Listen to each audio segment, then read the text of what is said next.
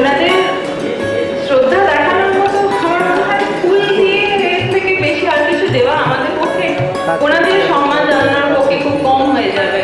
সুতরাং আমি ফুল দিতে অনুরোধ করছি।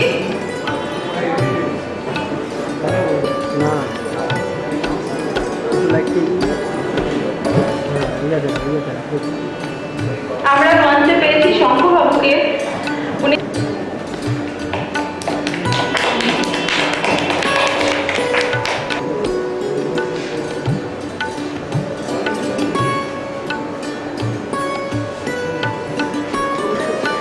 আমি অনুরোধ করছি শঙ্খবাবুকে বইটা আনুষ্ঠানিকভাবে প্রকাশ করার জন্য।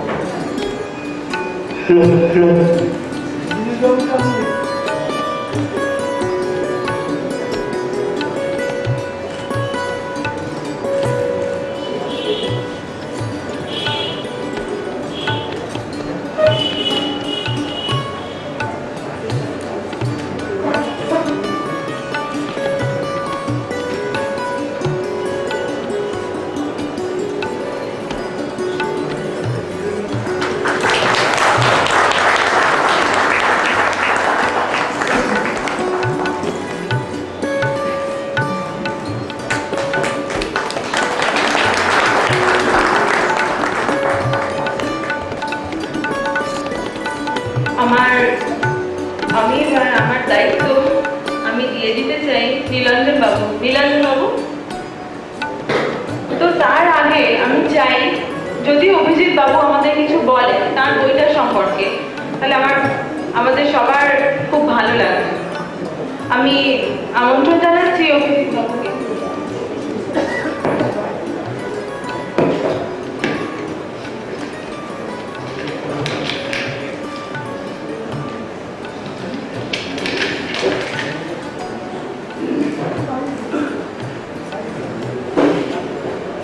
মাননীয় শঙ্খদা ও উপস্থিত সুদীপের,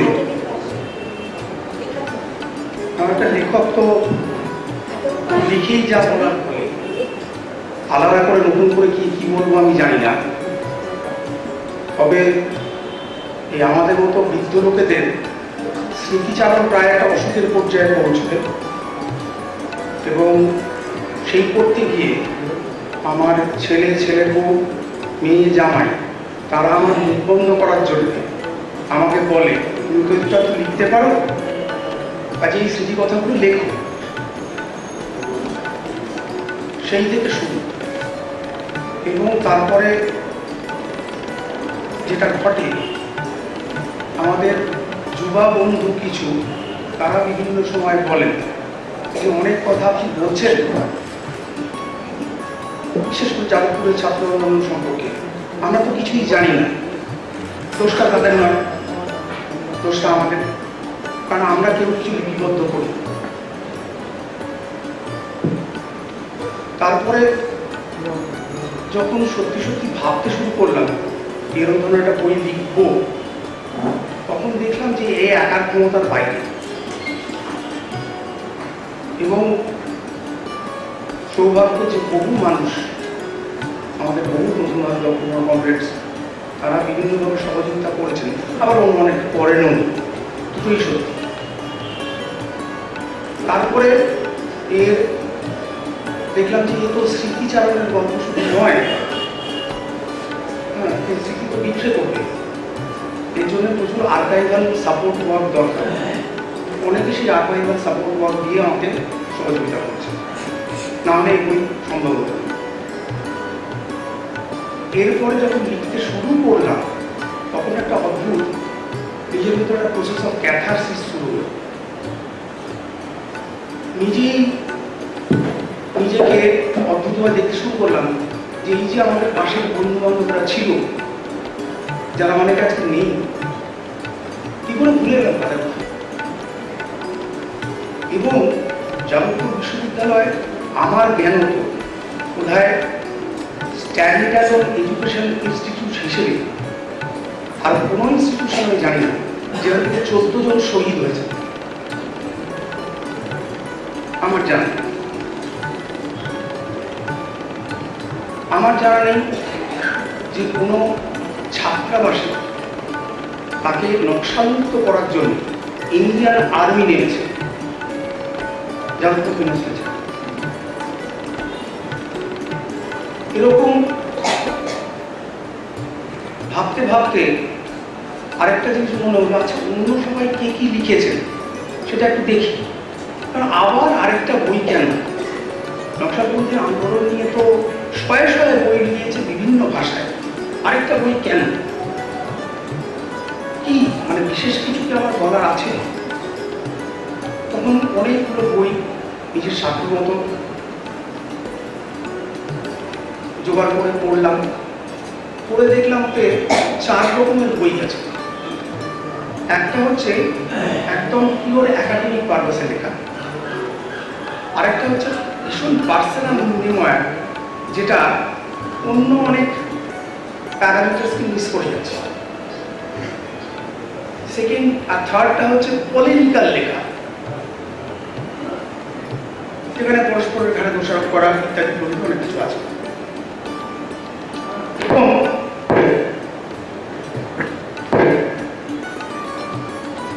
এই অবস্থাতে আমার মনে হলো যে আমরা যারা এই পর্যায়ে যেভাবে যা করেছি তার যে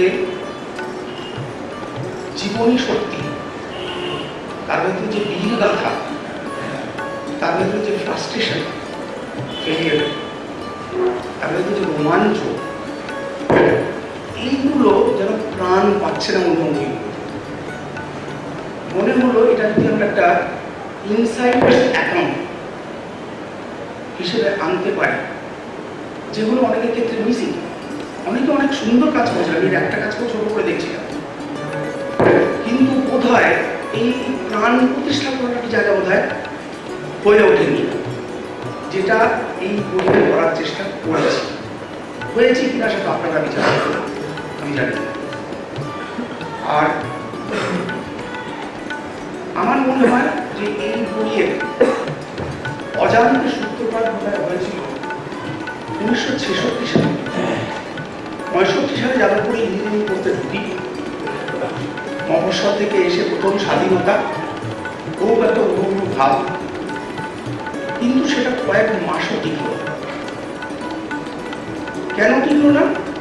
হঠাৎ দেখি কলকাতা শহরে রেশনের দোকানের সাইনে আমাদের যুবা বন্ধুদের কাছে কাজ করতে হবে, চালের আলাদা জার লাইন, কেরোসিনের আলাদা লাইন, এমনকি পাউরুটি কিনতে গেলে বড় লাইন দিয়ে দেওয়া হয়। আমাদের তারপরে কদিন বাদ থেকেই দেখছি আজকে বেহালায় পুলিশের বিরুদ্ধে 7 জন নিহত, কালকে বেলেঘাটায় পুলিশের বিরুদ্ধে 3 জন নিহত, আর পুলিশেরা সবসময় আহত, নিহত খুব বেশি হতো। তো তখন ছটফট করছি, কি করবো জানি না, যন্ত্রণা হচ্ছে। সেই সময় একদিন আমাদের তখন ভাইস চ্যান্সেলর ছিলেন, যাদের ছিল হচ্ছে এটা ছিলেন ত্রিপুরা সেন। আমাদেরকে আহ্বান জানানো হলো যে এটা ত্রিপুরা সেনের নেতৃত্বে একটা মৌন মিছিল বেরোবে কোনো একটা দিন। মৌন মিছিল বেরোলো এবং তার সাথে একটা বড় প্ল্যাকার্ড ছিল, আমরা সমস্ত ধরনের সন্ত্রাসীর বিরুদ্ধে ধিক্কার জানাই। খানিকক্ষণ হাঁটার পরে তখন একটা অদ্ভুত সেলফ ডাউট তৈরি, যে কার সন্ত্রাস, কার বিরুদ্ধে সন্ত্রাস, কে করছে, কাকে আমরা ধিক্কার জানাচ্ছি। আমরা সেই ছটফটারি থেকে তখন আমরা এসএসসি কলেজ মুভমেন্ট চলছে, সেই এসএসসি কলেজের মুভমেন্ট অনেকে আমরা কিছু জানি, আমরা দিয়ে যুক্ত হলাম যে কিছু তো একটা করতে হবে। গিয়ে যে বিরাট কিছু করেছি তা নয়, সলিডারিটি এক্সপ্রেস করা যেতাম, কলেজে দাঁড়াতাম, স্লোগান দিতাম, ওখানে প্রাণকর্মীরা আসতেন, নাট্যকর্মীরা আসতেন, এসপি উইলিয়ামসেররা শ্রমিকরা আসতেন, স্টেটসম্যান শ্রমিকরা আসতেন। একটা অদ্ভুত নতুন পৃথিবী খুলতে শুরু করল। তারপরে দেখলাম স্বপ্ন বেদনা, সেটা হচ্ছে তখন অবধি কিন্তু সবাই আমরা সিপিএমের ছত্র ছায়ার কাছে ভিড়ে আছি। তখন তখনও আমাদের সামনে ওই জনগণ গণতান্ত্রিক বিপ্লবের মূলটা ঝুলছে পড়ল করে। তারপরে এলো হচ্ছে হায়ার ফর্ম অফ স্ট্রাগলের কাছে সাবঅর্ডিনেট হচ্ছে লোয়ার ফর্ম অফ স্ট্রাগল। অতএব এই সমস্ত শ্রমিক সংগ্রাম, রেসিডেন্সির ওই গ্লোরিয়াস স্টুডেন্ট মুভমেন্ট, সেগুলো সব হচ্ছে সাবঅর্ডিনেট মুভমেন্ট। আরও সামনে ইলেকশন আসছে, সব কটা তুলে দেওয়া এবং তারপরে অনেক লোকে অনেক রকম অ্যানালিসিস করে। আমার ব্যক্তিগত অ্যানালিসিস হচ্ছে এই ফুড মুভমেন্টের ধাক্কায় কংগ্রেস সরকারের পতন হলো এবং একটা যুক্তফ্রন্ট সরকার জাতীয় কিছু তৈরি হলো, যেটা খুব বেশি স্থায়ী হলো না। আমরা কিন্তু তখনও ছটফট করছি। আমরা যে যুব সমাজ তখন ছটফট করছি এবং তখন গান থেকে টঙ্কার দুটো নকশা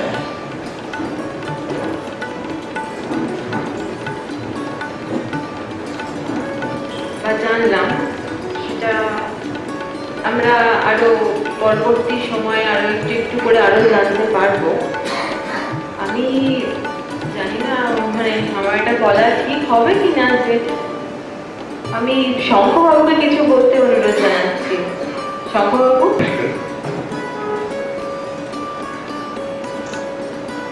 আগে অভিজিৎ নিজেকে বৃদ্ধ বলে বর্ণনা করেছি। আমি পাশে বসে আছি, এটাও বলা ঠিক হয়। আমি এখন সেই সব ছেলে মানুষদের দেখতে পাই যারা যাদবপুর বিশ্ববিদ্যালয়ের প্রাঙ্গণে রাজনৈতিক চেতনা নিয়ে উদ্বেল হয়েছিল।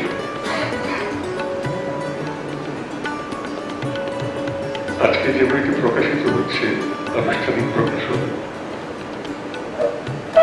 এই অনুষ্ঠান এক হিসেবে কোনো মানে নেই, তার কারণ বইটি এর আলোচনা বেরিয়ে গেছে একটা পত্রিকায় কয়েকদিন আগে, ফলে প্রকাশিত হয়ে গেছে, ধরে দেওয়া যেতে পারে। এবং সেই সুবাদে আমারও বইটি পরে হয়ে গেছে। নকশালবাড়ির আন্দোলন বিষয়ে কিছু কিছু বইপত্র পড়েছি আগে অনেক, কিন্তু সত্যি সত্যি এই বইটা একটা বিশিষ্টতা আছে যে দেখতে পাচ্ছে সেই ছেলেগুলিকে। আমার প্রত্যক্ষ ছাত্র তিমির বরণ সিংহ, তার সঙ্গে শেষ যেদিন দেখা হয়েছিল আমার, যেদিন পড়াশোনা ছেড়ে দিয়ে গ্রামে চলে যাবে বলে ঘোষণা করেছিল সে, আর কিছু বইপত্র চেয়েছিল আমার কাছে। তারপর থেকে তাকে আর দেখিনি। তার বিষয়ে কিছু কিছু কথা পুরোভাবে শুনতাম, সে বড় নেতা হয়েছে সব শুনতাম। তারপর তার মৃত্যু সংবাদ শুনলাম। বর্তমানে অবস্থাটা ঠিক কি ছিল সেটা এই বই থেকে জানতে পারলাম। কিভাবে তিনি অভিজিতের সঙ্গে দেখা করেছিল, কিভাবে সে আন্দোলনের মধ্যে চলে গেল, দিনগুলি কিভাবে কেটেছিল এবং যাওয়ার সময় তার একটা ব্যাগ ভর্তি বই দেখে অভিজিৎ সাবধান করেছিল যে বইগুলিকে দক্ষিণ দিয়ে বার করো না, তাহলে একটা অসুবিধা হয়। কেননা যাদের কাছে যাচ্ছ তাদের পড়ে যাবে এইসব জ্ঞান কপি না থাকলে হয়তো আন্দোলন করা যাবে না। এইসব বলতে বলতে আবার সেই সব দিনগুলো ভেসে উঠছে চোখের সামনে, যারা ইতিহাস হিসেবে জেনে আসছে দীর্ঘকাল ধরে নকশালবাড়ি আন্দোলনের কথা। আমরা অভিজ্ঞতার মধ্যে দিয়ে সেগুলো দেখেছি, কিন্তু বাইরের থেকে দেখা সেটা, এবং আন্দোলনের ভেতর দিক থেকে যারা ছিলেন তারা যেভাবে লিখেছেন আমাদের ইতিহাস আরো প্রত্যক্ষ হয়ে উঠবে এটা আশা করে। একটা কথা হয়তো বলা দরকার আমার, যে তিনি আমার খুব স্নেহভাজন ছাত্র ছিল, আজও বলতে জানি থাকি। এরকম আরো অনেক স্নেহভাজন ছাত্রকে দেখেছি, আজও উনি চলে যেতেন। তাদের প্রতি আবার একটা সমবেদনা ছিল, আজও আছে। কিন্তু এ নয় যে আমি আন্দোলনের এই বলটাকে বিশ্বাস করি। বিভিন্ন সময় সেসব ছেলেদের সঙ্গে তর্কই হতো, আলোচনা হতো। এই পথ থেকে ঠিক পথ করে আমার মনে হয়নি। কিন্তু যেটা মনে হয়েছিল, এই সময় কিছু ছেলে দেখেছিলাম যাদের চোখে একটা বিশ্বাস ছিল, শব্দ ছিল, সত্য ছিল। সেই সত্যের জোর পরবর্তীকালে হারিয়ে গেছে। আজকাল আমরা দেখতে পেয়েছি। নমস্কার।